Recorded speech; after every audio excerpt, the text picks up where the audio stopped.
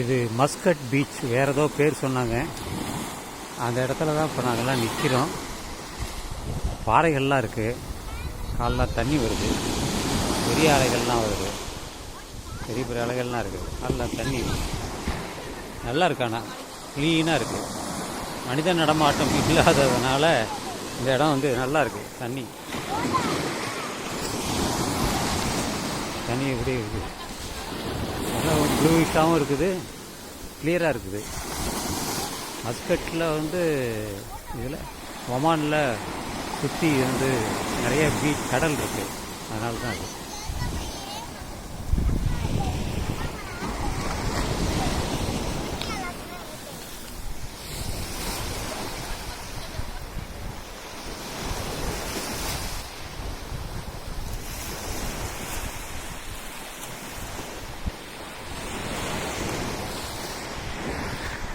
காரில் தான் வந்தோம், எல்லோரும் உட்காந்துருக்காங்க, பாறைகள் இருக்குது,